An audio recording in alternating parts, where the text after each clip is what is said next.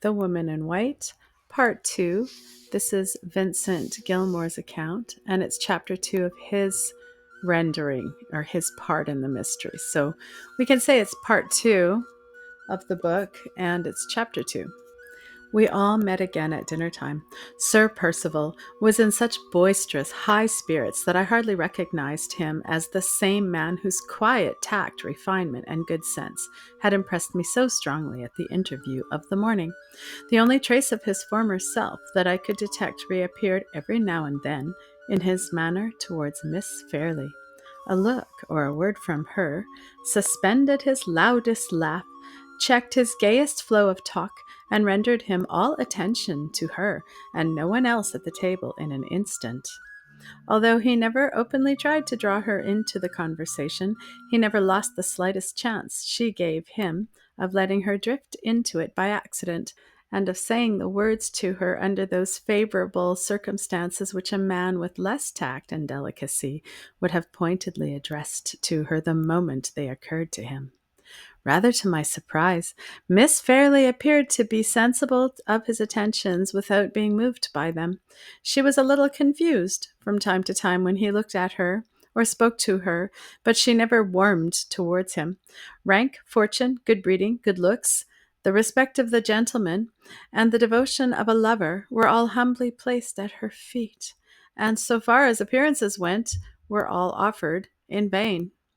On the next day, the Tuesday, Sir Percival went in the morning, taking one of the servants with him as a guide, to Todd's Corner. His inquiries, as I afterwards heard, led to no results. On his return, he had an interview with Mr. Fairlie, and in the afternoon he and Miss Holcombe rode out together. Nothing else happened worthy of record.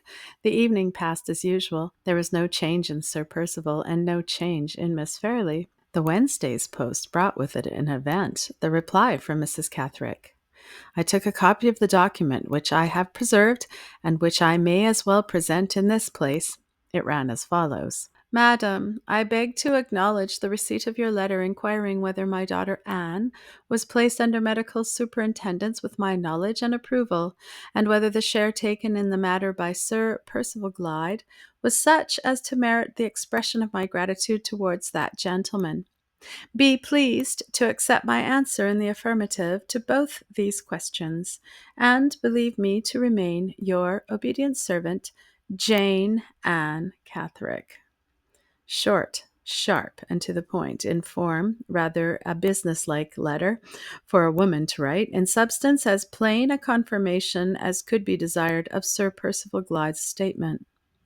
This was my opinion, and with certain minor reservations, Miss Holcombe's opinion also. Sir Percival, when the letter was shown to him, did not appear to be struck by the sharp, short tone of it. He told us that Mrs. Catherick was a woman of few words, a clear-headed, straightforward, unimaginative person, who wrote briefly and plainly, just as she spoke. The next duty to be accomplished, now that the answer had been received, was to acquaint Miss Fairlie with Sir Percival's explanation. Miss Holcombe had undertaken to do this, and had left the room to go to her sister, when she suddenly returned again and sat down by the easy-chair in which I was reading the newspaper. Sir Percival had gone out a minute before to look at the stables, and no one was in the room but ourselves. I suppose we have really and truly done all we can, she said, turning and twisting Mrs. Catherick's letter in her hand. If we are friends of Sir Percival's, who know him and trust him, we have done all, and more than all, that is necessary, I answered, a little annoyed by this return of her hesitation. But if we are enemies who suspect him, that alternative is not even to be thought of, she interposed. We are Sir Percival's friends, and if generosity and forbearance can add to our regard for him, we ought to be Sir Percival's admirers as well. You know that he saw Mr. Fairlie yesterday, and that he afterwards went out with me. Yes, I saw you riding away together. We began the ride by talking about Anne Catherick, and about the singular manner in which Mr. Hartright met with her. But we soon dropped that subject, and Sir Percival spoke next in the most unselfish terms of his engagement with Laura. He said he had observed that she was out of spirits, and he was willing, if not informed to the contrary, to attribute to that cause the alteration in the manner towards him during his present visit. If, however, there was any more serious reason for the change, he would entreat that no constraint might be placed on her inclinations either by Mr. Fairley or by me. All he asked in this case was that she would recall to mind for the last time what the circumstances were under which the engagement between them was made, and what his conduct had been from the beginning of the courtship to the present time.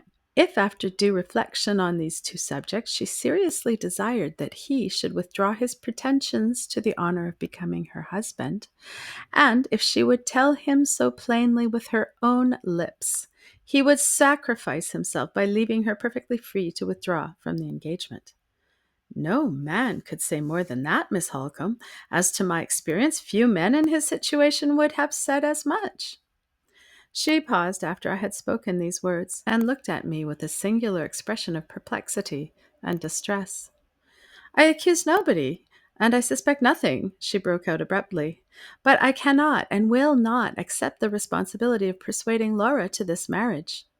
That is exactly the course which Sir Percival Glyde has himself requested you to take, I replied, in astonishment. He has begged you not to force her inclinations, and he indirectly obliges me to force them if I give her his message.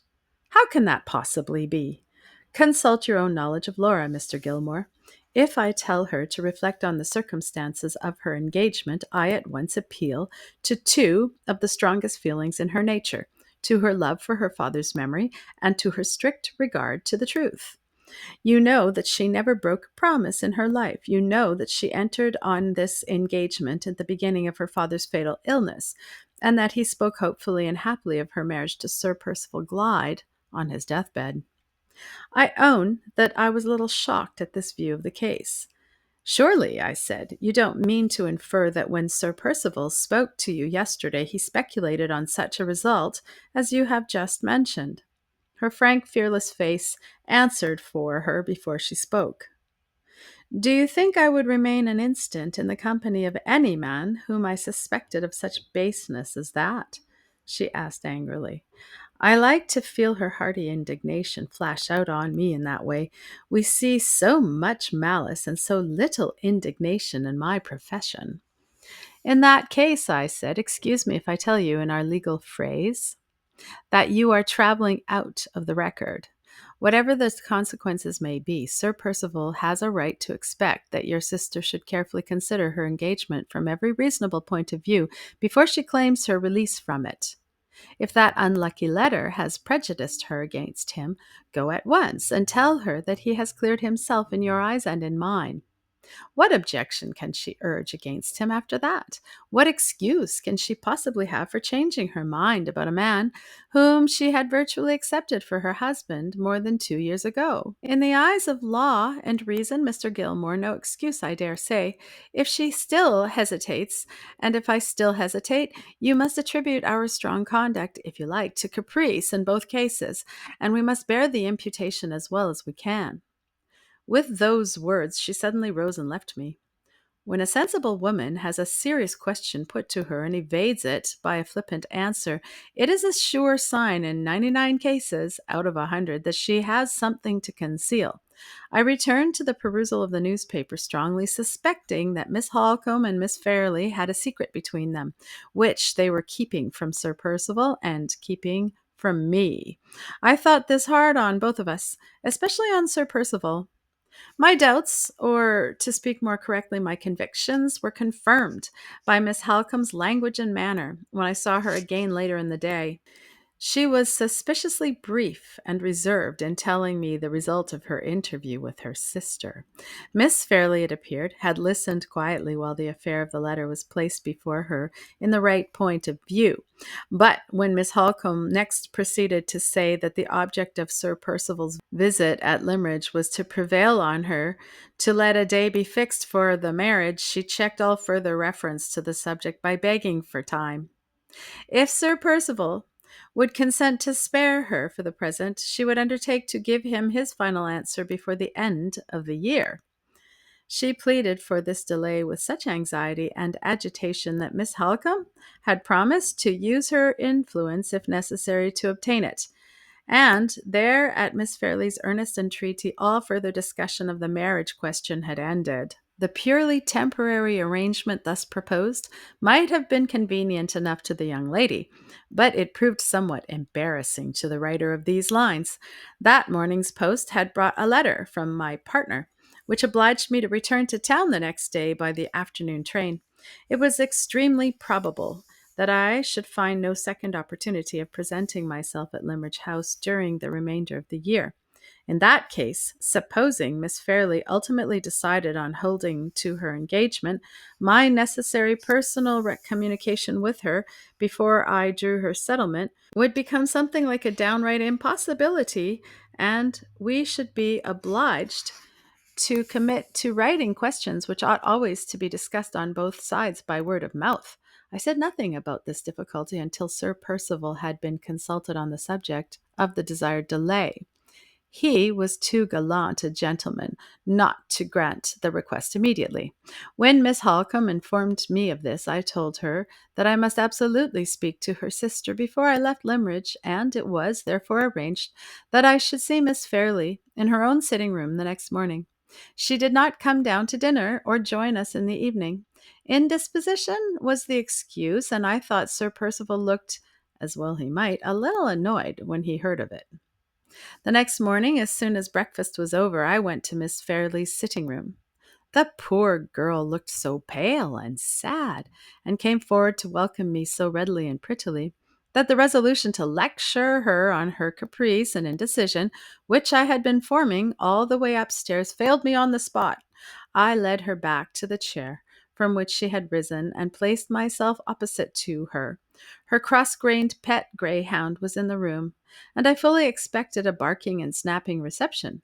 Strange to say, the whimsical little brute falsified my expectations by jumping into my lap and poking its sharp muzzle familiarly into my hand the moment I sat down.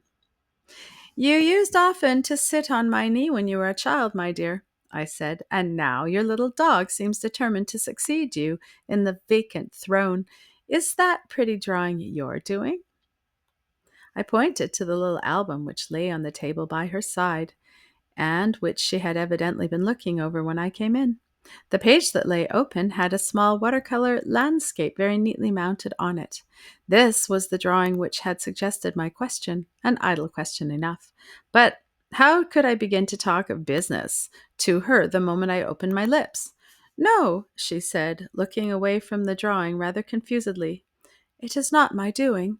Her fingers had a restless habit which I remembered in her as a child, of always playing with the first thing that came to hand whenever anyone was talking to her. On this occasion they wandered to the album and toyed absently about the margin of the little watercolor drawing.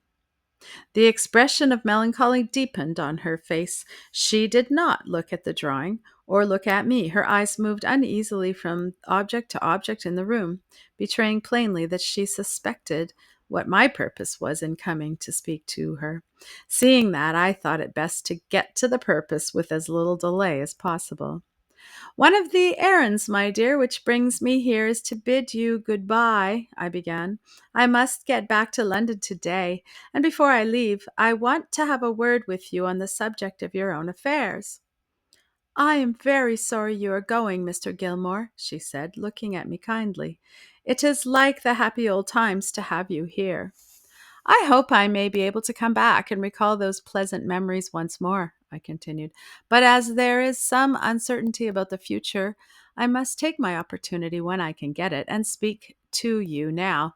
I am your old lawyer and your old friend, and I may remind you, I am sure, without offense, of the possibility of your marrying Sir Percival Glyde." She took her hand off the little album as suddenly as if it had turned hot and burnt her. Her fingers twined together nervously in her lap. Her eyes looked down again at the floor, and an expression of constraint settled on her face, which looked almost like an expression of pain. Is it absolutely necessary to speak of my marriage engagement? She asked in low tones. It is necessary to refer to it, I answered, but not to dwell on it. Let us merely say that you may marry or that you may not marry. In the first case, I must be prepared beforehand to draw your settlement, and I ought not to do so without, as a matter of politeness, first consulting you. This may be my only chance of hearing what your wishes are. Let us therefore suppose the case of your marrying, and let me inform you, in as few words as possible, what your position is now, and what you may make it, if you please, in the future. I explained to her the object of a marriage settlement, and then told her exactly what her prospects were, in the first place, on her coming of age, and in the second place, on the decease of her uncle, marking the distinction between the property in which she had a life interest only, and the property which was left at her own control. She listened attentively, with a constrained expression still on her face, and her hands still nervously clasped together in her lap. And now, I said in conclusion, tell me if you can think of any conditions which, in the case we have supposed, you would wish me to make for you, subject, of course, to your guardian's approval, as you are not yet of age. She moved uneasily in her chair and then looked in my face on a sudden very earnestly. If it does happen, she began faintly, if you are married, I added, helping her out. Don't let him part me from Marion, she cried, with a sudden outbreak of energy. Oh, Mr. Gilmore, pray make it law that Marion is to live with me. Under other circumstances, I might perhaps have been amused at this essentially feminine interpretation of my question, and of the long explanation which had preceded it. But her looks and tones when she spoke were of a kind to make me more than serious. They distressed me. Her words, few as they were, betrayed a desperate clinging to the past which boded ill for the future. Your having Marion Harcombe to live with you can easily be settled by private arrangement, I said.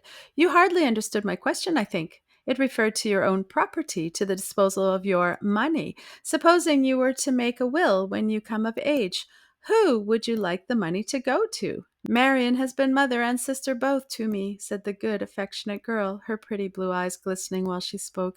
May I leave it to Marion, Mr. Gilmore? Certainly, my love, I answered. But remember what a large sum it is. Would you like it all to go to Miss Holcombe? She hesitated. Her color came and went, and her hand stole back again to the little album. Not all of it, she said. There is someone else besides Marion. She stopped. Her color heightened, and the fingers of the hand that rested upon the album beat gently on the margin of the drawing, as if her memory had set them going mechanically with the remembrance of a favorite tune. You mean some other member of the family besides Miss Holcombe? I suggested, seeing her at a loss to proceed. The heightening color spread to her forehead and her neck, and the nervous fingers suddenly clasped themselves fast round the edge of the book.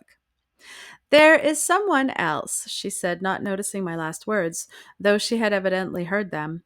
There is someone else who might like a little keepsake if I might leave it.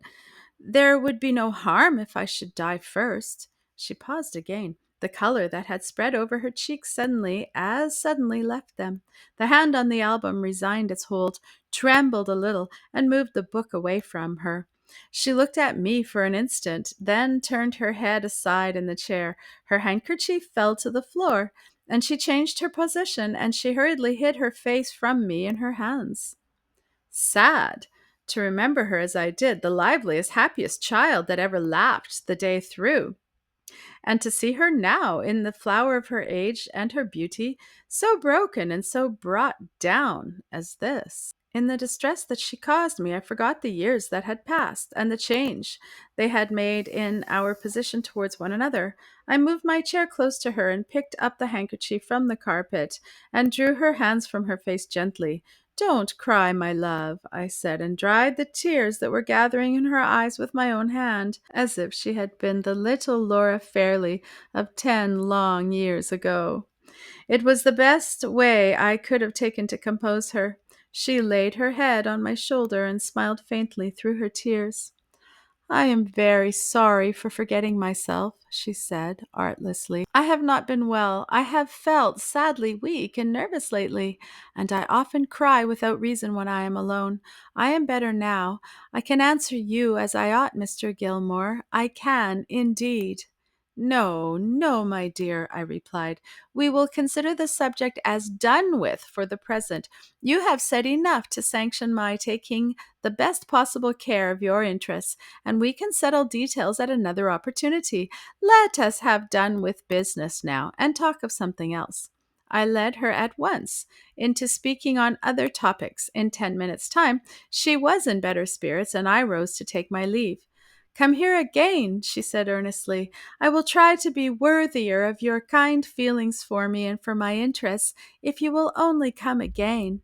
Still, clinging to the past, that past which I represented to her in my way, as Miss Holcombe did in hers, it troubled me sorely to see her looking back at the beginning of her career, just as I look back at the end of mine.